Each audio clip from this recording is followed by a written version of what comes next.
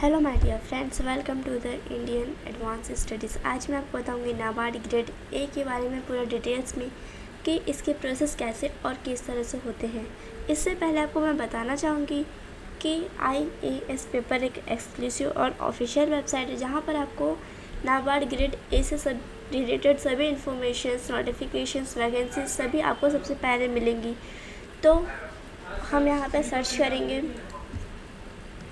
उसके आगे हम टाइप करेंगे IAS पेपर। फिर यहाँ पे हम सर्च करेंगे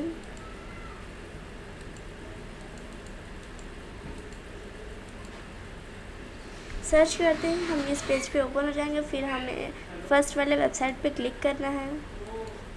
उसके बाद हम यहाँ पे न्यू टैब में ओपन हो गए। यहाँ पे लिखा है NABARD grade A examination recruitment 2022 और आपको इसमें क्या क्या इन्फॉर्मेशन मिलेंगी, notifications, vacancies, application, dates, eligibility and salary, इन सब के बारे में आपको डिटेल्स में इसमें पता चलेगा इस वीडियो में।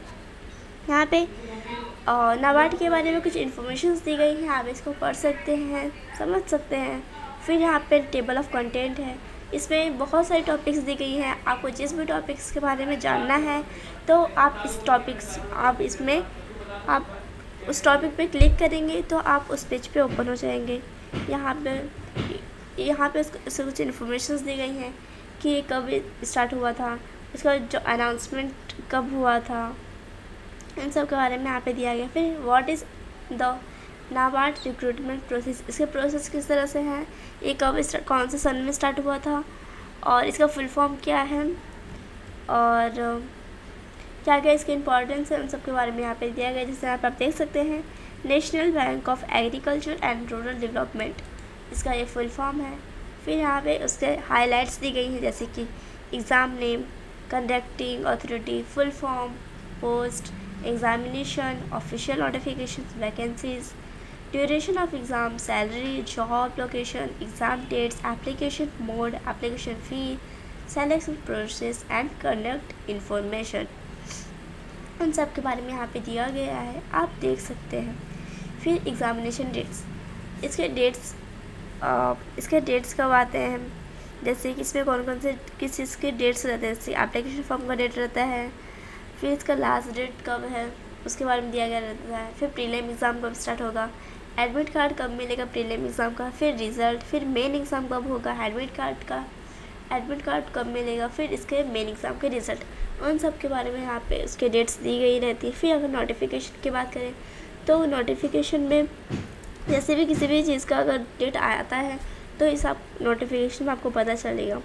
फिर उस नोटिफिकेशन को किस तरह डाउनलोड करना है उसका PDF को, यहाँ पे इसका स्टेप दिया गया है। जैसे कि go to www.nabard.organization which is official website, ये एक ऑफिशियल वेबसाइट है।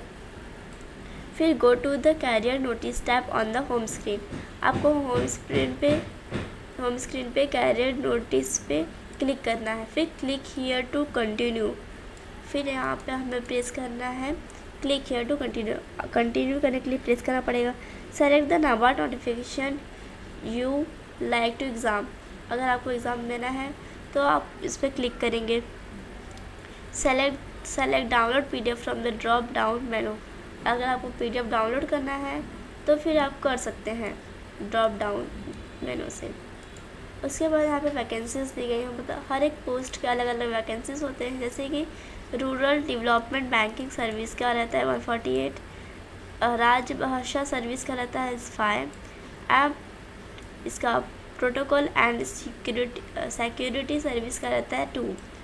फिर यहाँ पे एलिजिबिलिटी, आप इसको अप्लाई करने के लिए एलिजिबल हैं या फिर नहीं, पहले आपका देखा जाता है नेशनलिटी, फिर एजुकेशन क्वालिफिकेशन, फिर एज लिमिट, आप कौन से नेशनल, आप कहाँ के हैं, कौन से नेशन के हैं, उसके बाद अगर आप इंडिया के हैं तो फिर आप इसको अप्लाई कर सकते हैं।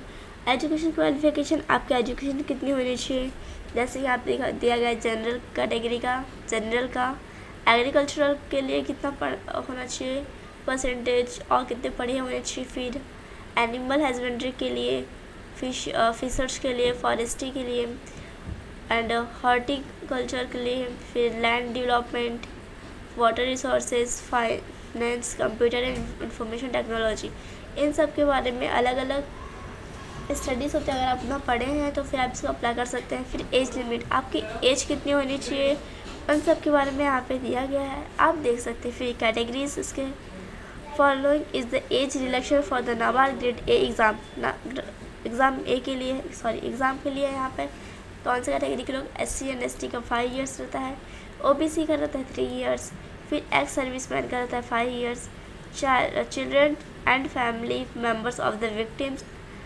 डेड ड्यूरिंग द 1984 ड्यूट्स के लिए 5 इयर्स रहते हैं। और पर्सनस का रहता है, जैसे जनरल का रहता है 10 इयर्स, OBC का रहता है 13, SC एंड ST का 15 इयर्स।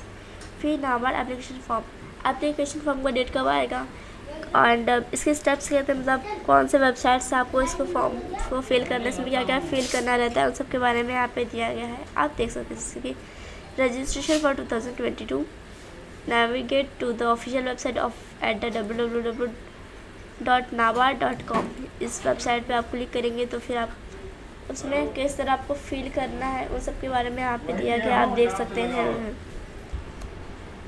यहाँ पे दिया गया fill out the application form, किस तरह से आपको एप्लीकेशन फॉर्म फिल करना है।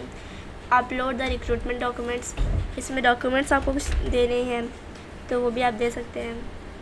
Payment of the application fees, इसमें एप्लीकेशन फ़ीस कितनी लगेंगी और इसमें क्या क्या ज़रूरत है उन सब के बारे में यहाँ पे दिया गया है। फिर एप्लीकेशन फ़ीस, जनरल कैटेगरी का कितना रहता है fees, and SC ST and PWD का कितना रहता है फ़ीस, उन सब के बारे में यहाँ पे दिया गया है, देख सकते हैं आप। एडमिट कार्ड आपको किस तरह डाउनलोड करना है, कौन से वेबसाइट से डाउनलोड करना है, किस तरह डाउनलोड करना है, इसकी इंपॉर्टेंस क्या है, जैसे उन सब के बारे में यहाँ पे दिया गया है। इसमें कुछ इन्फॉर्मेशन चाहिए रहती तो भी आप उसमें देनी पड़ेंगी आपको।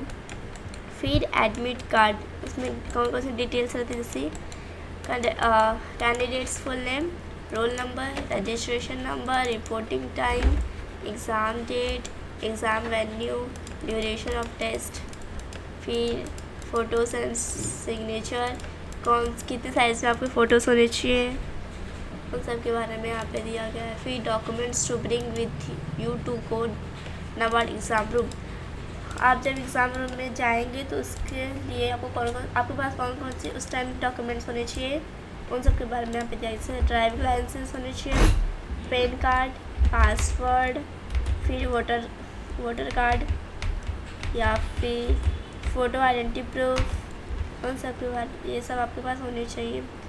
उसके बाद एग्ज़ाम सेंटर पर प्रीलिम एग्ज़ाम का सेंटर आपको कहाँ जा सकता है, जैसे कि Andaman and Nicobar, Andhra Pradesh, Arunachal Pradesh, Assam, Bihar, Chandigarh, Chhattisgarh, Goa, Gujarat, Haryana, Himachal Pradesh, Jammu Kashmir, Jharkhand, Karnataka, Kerala, Madhya Pradesh, Maharashtra, Manipur, Meghalaya, Nagaland, new Delhi, Odisha, Punjab, Sikkim, Tripura, Uttar Pradesh, Uttarakhand, west Bengal, इन सब प्लेसेस पे आपका एग्ज़ाम होता है। फिर मेन एग्ज़ाम कहाँ होता है, बेंगलोर, भोपाल, चंडीगढ़, चेन्नई, हैदराबाद, जयपुर, जम्मू, श्रीनगर एंड कोलकाता, लखनऊ, पुणे या फिर तिरुवनंतपुरम, इन सब प्लेसेस पे आपका एग्ज़ाम हो सकता है। फिर यहाँ पे एग्ज़ाम सेंटर फॉर इंटरव्यू, आपका इंटरव्यू कहाँ हो सकता है, जैसे कि अरुणाचल प्रदेश रिलीजन ऑफिस ईटानगर, अरुणाचल प्रदेश में ईटानगर में आपका हो सकता है इंटरव्यू, या फिर हेड ऑफिस में मुंबई में, हिमाचल प्रदेश के शिमला में, जम्मू कश्मीर में जम्मू में, और उत्तर प्रदेश रीजनल के लखनऊ में। फिर important facts about NABARD exam centre में कुछ इम्पॉर्टेंट फैक्ट्स होते हैं, उन सबको आप देख सकते हैं, कितना है 5 फैक्ट्स इसके इम्पॉर्टेंट, उसको आप पढ़ सकते हैं। फिर आप एग्ज़ाम पैटर्न किस तरह से आपको एग्ज़ाम में आएगा, इसके कितने क्वेश्चंस रहते हैं, कितने मार्क्स के रहते हैं, आपको कितना टाइम मिलेगा, उन सब के बारे में। से reasoning ability 20 questions 20 marks, English language के लिए 40 क्वेश्चंस 40 मार्क्स, एंड इकोनॉमिक क्या है 40 क्वेश्चंस 40 मार्क्स। इन सबको पूरा टोटल टाइम आपको मिलता है 120 मिनट्स, मतलब 2 आवर्स। फिर ग्रेड ए मेंस, कुछ पेपर 1 पेपर 2। फिर यहाँ पे एग्ज़ाम पेपर 1 का है name of test, general English, essay writing, essay writing, maximum marks 100 marks रहता है, 90 मिनट्स आपको मिलता है। फिर पेपर 2 में रूरल एंड एग्रीकल्चर डेवलपमेंट के लिए मिलता है 100 मार्क्स के 90 मिनट्स, उसके लिए भी आपको 90 मिनट्स मिलते हैं। फिर प्रीलिम एग्ज़ाम का सिलेबस, कौन कौन से सेक्शंस हैं, कितने टॉपिक्स पढ़ने हैं आपको इम्पॉर्टेंट, जो आपको इम्पॉर्टेंट टॉपिक्स है आपको वही पढ़नी है। फिर यहाँ पे मेन एग्ज़ाम का सिलेबस है paper 1 of the online descriptive test. फिर पेपर 2 का है ऑनलाइन ऑब्जेक्टिव टेस्ट, ये ऑनलाइन होता है। फिर paper 1 English writing and paper 2 economic and social issues. फिर इसमें कितने रहते टॉपिक्स, इसमें रहते 12 टॉपिक्स रहते हैं, जैसे कि नेचर ऑफ इंडियन इकोनॉमिक। फिर यहाँ पर है poverty alleviation and employment generation in India, inflation, popular trends, agriculture, industries, finance, globalisation of economic, social structure in India, education, positive discrimination in favour of the under privileged.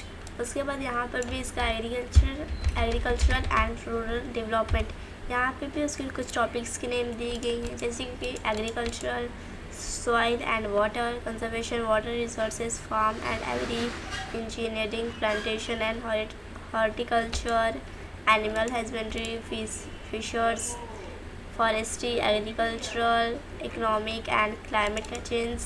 फिर present condition of India, agricultural and allied activities. फिर यहाँ पे उससे कुछ topics दी गई हैं details में, जिसको आपको पढ़ना पड़ेगा। और आप यहाँ पे देख लीजिएगा, इसमें इतनी सारी टॉपिक्स दी गई हैं। उसके बाद रूरल डेवलपमेंट के बारे में यहाँ पे दी गई हैं इसके टॉपिक्स, जैसे कि rural area as a concept, India rural economic structure, sector rule and importance in India. फिर India's rural population, structure of the work force. यहाँ पे और भी कुछ टॉपिक्स दी गई हैं जिसको आपको पढ़ना है। फिर इंटरव्यू, ग्रेड ए एग्ज़ाम का इंटरव्यू आपको कैसे और किस तरह से होगा, कितने मार्क्स का होगा, उन सब के बारे में यहाँ पे दिया गया है। फिर एग्ज़ामिनेशन टिप्स, किस तरह से एग्ज़ाम होगा उसका टिप्स दिया गया है, जैसे कि यहाँ पे इसकी 11 टॉपिक्स टिप्स दी गई हैं, जैसे review the exam pattern scanning, examine previous year's papers, check the previous year's cutoff, previous year's का cutoff आपको चेक करना है। determine the most important topics, make a plan, allocate equal times to each section, study material, mock test, avoid distractions, under that the NABARD grade A। उसके बाद यहाँ पे exam result दिया गया है, एग्ज़ाम रिज़ल्ट कब आएगा, उसको आपको कौन से वेबसाइट पे चेक करना है, और आपको उसमें क्या क्या फिल करना है और आपको प्रिंट करना है। फिर उसके बाद फिर आपको ये फीचर के लिए आपको इम्पॉर्टेंट रहेगा। फिर इसका यहाँ पे है कट ऑफ एग्ज़ाम मार्क्स रहता है, इसको भी आप देख सकते हैं किस तरह से आपको करना है। What is the procedure for obtaining a copy of the cut off list, इसके बारे में यहाँ पे दिया गया 6 टाइप्स। फिर यहाँ पे है नाबार्ड, ये क्या होता ये मुझे कट ऑफ नहीं, इसको प्रोसीजर बोलते हैं, प्रोसीजर कुछ भी अच्छा हाँ प्रोसीजर बोलते हैं।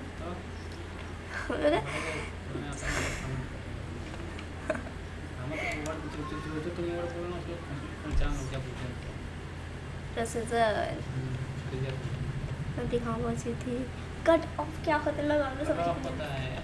कट ऑफ क्या होता है? जैसे मान एग्जाम देते 12वीं में एग्जाम दे, 10वीं में 10वीं से 12वीं में एग्जाम देती, तुम्हें दूसरे कॉलेज में जाना है, दूसरे कॉलेज में रूल रेगुलेशन है, मेरिट टेस्ट जाता है ना। मेरिट टेस्ट किसको बोलते हैं? जो मतलब अगर जिसका 60 या 70 मार्क्स रहेगा उसका वहाँ पे दिया रहेगा, हाँ तो उससे कट ऑफ भी होता है, कट ऑफ सेम हो, मेरिट कट ऑफ सेम है, समझ जाओ। अच्छा मेरिट लिस्ट पर कट ऑफ से है। जैसे कट ऑफ भी ऐसे ही निकलता, मतलब कट ऑफ में क्या कट किया जाता है ना, कितना कितने परसेंट के अंदर के ही बच्चों को बस लिया जाता है, समझ गए ना। ओ ये उससे ज़्यादा नहीं लिया जाएगा, नहीं उससे कम रहेगा तो नहीं लिया जाएगा। जैसे हमारा 92 को बना है, 92 के नीचे का नहीं लिया, 93 के ऊपर जो है उसी को लिया जाएगा, समझिए ना। कट ऑफ में से सेम है, समझिए ना। ओ ये बात है। मैं कहाँ पहुँची थी, मैं वापस ये वाला बोलूँगी, what is the processor of for obtaining a copy of the cut off list. हाँ